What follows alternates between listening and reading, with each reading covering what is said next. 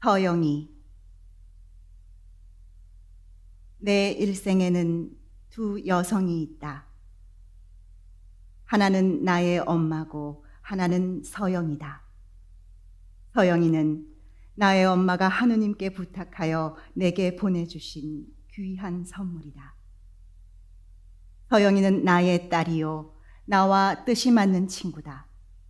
또 내가 가장 존경하는 여성이다. 자존심이 강하고 정서가 풍부하고 두뇌가 명석하다.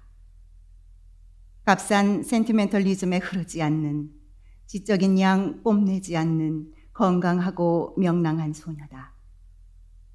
버릇이 없을 때가 있지만 나이가 좀 들면 괜찮을 것이다.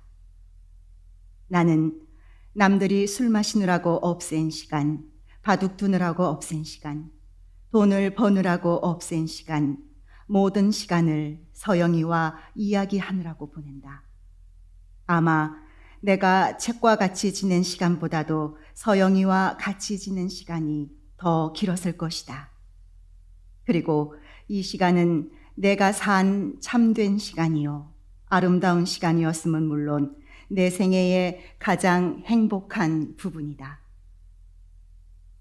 내가 해외에 있던 1년을 빼고는 유치원서 초등학교를 졸업할 때까지 거의 매일 서영이를 데려다 주고 데리고 왔다.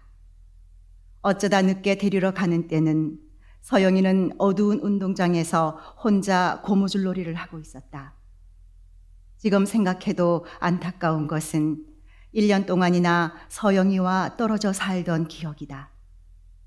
오는 도중에 동경에서 3일간 체류할 예정이었으나 견딜 수가 없어서 그날로 귀국했다. 그래서 비행장에는 마중 나온 사람이 하나도 없게 되었다. 나는 택시에 짐을 싣고 곧장 학교로 갔다. 내가 서영이 아빠로서 미안한 것이 한두 가지가 아니다. 첫째, 내 생김이 늘씬하고 멋지지 못한 것이 미안하다. 따라서 아름다운 아내를 맞이하지 못하였던 것이 미안하다. 젊은 아빠가 아닌 것이 미안하다. 보수적인 점이 있기 때문이다. 기대가 커서 그것에 대한 의무감을 느끼게 하는 것이 미안하다. 서영이는 내 책상 위에 아빠 몸조심이라고 먹글씨로 예쁘게 써붙였다. 하루는 밖에 나갔다 들어오니 아빠 몸조심이 아빠 마음조심으로 바뀌었다. 어떤 여인이 나를 사랑한다는 소문을 듣고 그랬다는 것이다. 그 무렵 서영이는 안톤 슈나크의 우리를 슬프게 하는 것들이라는 글을 읽고 공책에다 나를 가장 슬프게 하는 것은 아빠에게 애인이 생겼을 때라고 써놓은 것을 보았다. 아무려나 서영이는 나의 방파제이다.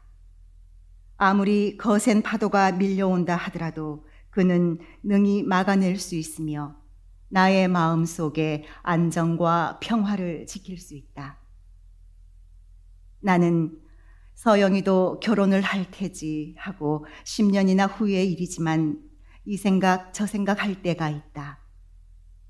딸이 결혼하는 것을 남에게 준다, 치운다.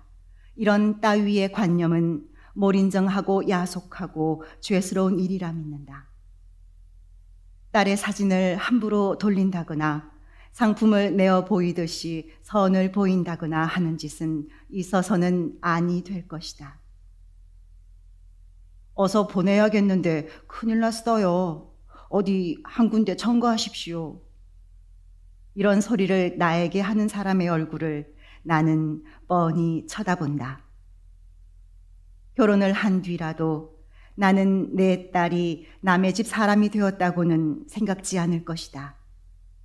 물론 시집살이는 아니하고 독립한 가정을 이룰 것이며 거기에는 부부의 똑같은 의무와 권리가 있을 것이다. 아내도 새 집에 온 것이요, 남편도 새 집에 온 것이다. 남편의 집인 동시에 아내의 집이요, 아내의 집인 동시에 남편의 집이다. 결혼은 사랑에서 시작되어야 하고 사랑은 억지로 해지는 것이 아니다. 결혼은 사람에 따라 특히 전품이 있는 여자에 있어서 자기에게 충실하기 위하여 아니하는 것도 좋다. 자기의 학문, 예술, 종교 또는 다른 사명이 결혼 생활과 병행하기 어려우리라고 생각될 경우에는 독신으로 지내는 것이 이익이 있을 것이다. 결혼 생활이 지장을 가져오지 않고 오히려 도움이 된다면 참으로 다행한 일이다.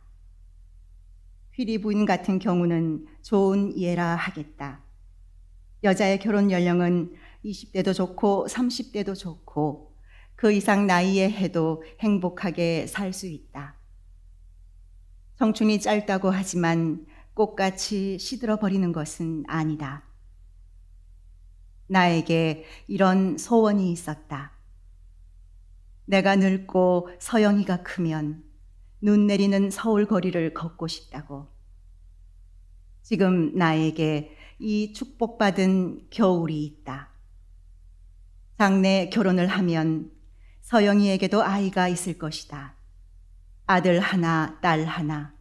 그렇지 않으면 딸 하나, 아들 하나가 좋겠다. 그리고 다행히 내가 오래 살면 서영이 집 근처에서 살겠다. 아이 둘이 날마다 놀러 올 것이다. 나는 파랑새 이야기도 하여 주고 저희 엄마에 대한 이야기도 들려줄 것이다. 그리고 아이들은 저희 엄마처럼 나하고 구슬치기도 하고 장기도 둘 것이다.